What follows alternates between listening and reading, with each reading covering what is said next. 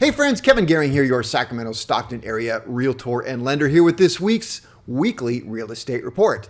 Now, what we have been waiting for, what I've been waiting for is to see this seller's market turn around. It is crazy out there. News reports where homes on the market are getting literally 100+ offers from first-time home buyers. I'm seeing first-time home buyers having to waive any sort of contingency period, buying houses basically, well, I don't want to say sight unseen. You get to look at it once and boom, put your deposit down and you either buy it or lose your deposit. Completely unfair, if you ask me. Well, I should say unfair. It's inappropriate to buy a house that way. It's a huge investment and, well, don't get me going off on that trail. But I say that to say that I'm looking forward to the market getting back to normal. And the reason why it is so crazy right now is simply because there is no inventory. Now, what is causing this complete and total lack of inventory? Well, obviously, we got to look at COVID and say a lot of people have sheltered in place. They don't want to sell their house. They don't want strangers coming through their house. But for those that are willing to do so, to put their house on the market, it is just absolutely crazy. And you can expect, if you've priced it right, multiple offers. And of course, like I just said, multiple can mean literally up to 100+, right? It's nuts. Now, I will also say that if you price your home incorrectly, go way high, you could get no offers. And that's evidenced by the data that I show, how many homes actually come back on the market, how many homes sit there, and even the difference between the average days on the market for what is available versus the average days on the market for what has sold. But for example, see if I can find that real quick. So the average number of days on the market for active homes is like 46 days right now, 46 days for the homes that are on the market. But if I take a look at the homes that are pending or sold, I should say, the average days on the market is 13. So it kind of tells you that if it sells quick. If it doesn't, it really doesn't. So, all right. So I say all that again to say and bring me around to the fact that I've been waiting for the market to return to normal, more inventory to come out. And I've been saying that based upon historical data that I've collected, you can expect that to happen now. I said right about the end of March, beginning of April, we are going to see the inventory start to come back if it's a normal market. That's what I'm expecting and waiting to see. So I've only got a few days worth of data to show you. Let me take you over to the chart right now. And that's the green line here. Of course, we've been down in this very, very low plateau here where it has just been a little bit stagnant. We've seen it start to come up several weeks ago, very slowly. Here we are this week. We're still very low, but it is encouraging that it's coming back.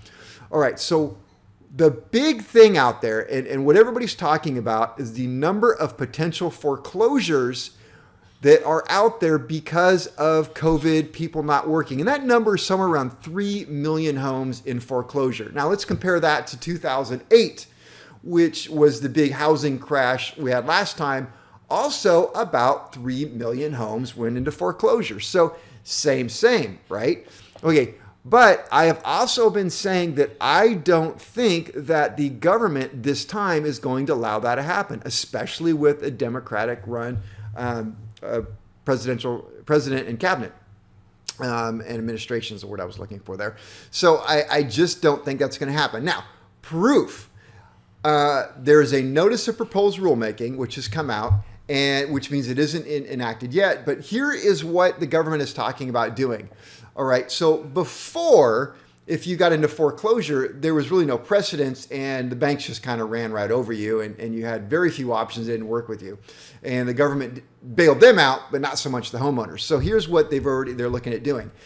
If you have been affected by COVID, which we can pretty much all say that we have, right, one way or another, if so, you meet that checkbox. If that happens, the banks are supposed to modify your loan not to exceed, extending it out 40 years. So think about that. So if you just took out a mortgage right before COVID and you've only been paying 1 year and you got a 30-year fixed, well, they're just going to add 10 years onto it. And, if I did some numbers, I think the average home right there, average sales price in our area, it might drop your payment $100 to $200. But let's talk about the person who refied 10 years ago. on a 30-year fixed, and you've already paid 10 years off on your loan. Well, you only have 20 years left. Now they're going to take and double that now. You can go, instead of having 20 years left, you have 40 years left. So this could be a significant game changer for a lot of people.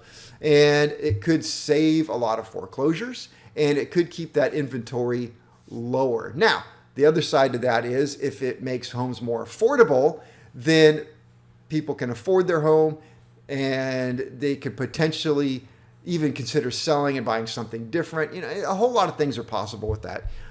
But I just say that to say, thankfully, I don't want to see anybody losing their home, but I don't see a huge spike in available homes because of foreclosures. And that's a good thing. We really want to see a normal market where people are out there buying and selling homes because they want to.